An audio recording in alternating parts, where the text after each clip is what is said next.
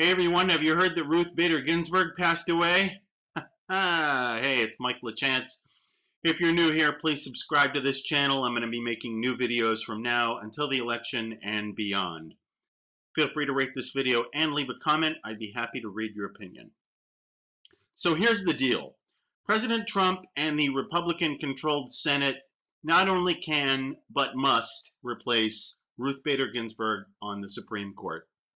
It's their duty to do so. It's in the Constitution that they're supposed to do so, and their voters expect them to do so. I'm going to read you a little bit of a new column from Kurt Schlichter at townhall.com. And if you're not reading Kurt Schlichter at townhall.com, you need to be reading Kurt Schlichter at townhall.com. I've met Kurt. He's a great guy. He's an even better writer. All right, let's read some of this. The GOP Senate damn well better confirm whoever POTUS appoints. Perhaps it is glib to observe that at the end of the day, Republicans should confirm a replacement for Justice Ginsburg because they can confirm a replacement for Justice Ginsburg, but there is a lot of truth to that observation. They can do it because the president has the power under the Constitution to appoint a replacement to Justice Ginsburg. I expect it to be Amy Coney Barrett, but Barbara Lagoa is a possibility and a great one. Plus because the Senate has the power under the Constitution to confirm said nominee. And they better do it because the Democrats intend to crush us if they can, and if the GOP wimps out, our voters will melt down. The GOP can do this, so the GOP must.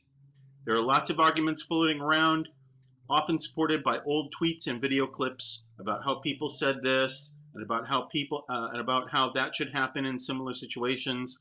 I note that many of these ignore important facts that distinguish the situations, like the president and the Senate are held by the same party now, but were not when Merrick Garland was rejected. There are appeals to unwritten rules that always seem to restrain Republicans. And one of the many amusing things about this is the whole situation is that the wailing Democrats have not even hinted that they would hesitate if the situation was reversed. And this is the bottom line. All you need to know about the situation can be answered by imagining one hypothetical situation, okay? Imagine if the political roles were reversed. Imagine if Hillary Clinton had won the 2016 election, and imagine if the Democrats had taken control of the United States Senate in the 2018 midterms. We would be having a completely different conversation right now. The conversation would go something like this. Isn't it great that President Clinton has already nominated such a great replacement for Ruth Bader Ginsburg? That's the conversation that we'd be having as a nation, because the Democrats would see nothing wrong with it, and their many allies in the media wouldn't see anything wrong with it either. The only reason that they're melting down is because they know this is a big deal. It is a big deal. I mean, it's the Supreme Court of the United States. But they know that it's a decision that's going to last for a long time, and it's going to shape a generation. And that's why they're freaking out. And they're freaking out because they don't believe that Republicans should be able to make decisions like this. Only they should. So, you know, the media is walking lockstep with the Democratic Party because, in case you haven't noticed, the media is part of the Democratic Party.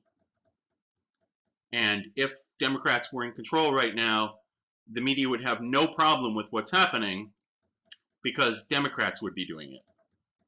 And so that's all you need to know. I fully expect President Trump will nominate a replacement for Ginsburg, and I fully expect that Mitch McConnell will bring it to the floor of the Senate for a confirmation vote. And I even fully expect the nomination to be confirmed. And I expect this to happen before the election, if not shortly thereafter. But it would be better if it happened before. So ignore all this stuff from the media, ignore all this stuff from the Democrats, because we all know that if the situation were different, they would be doing the exact same thing, and they'd be telling us to sit down and shut up. So maybe we should tell the Democrats and the media to sit down and shut up. And Trump and McConnell just need to get this done. And that's all there is to it. End of story. That's it. Anyway, like I said, if you're new here, please subscribe.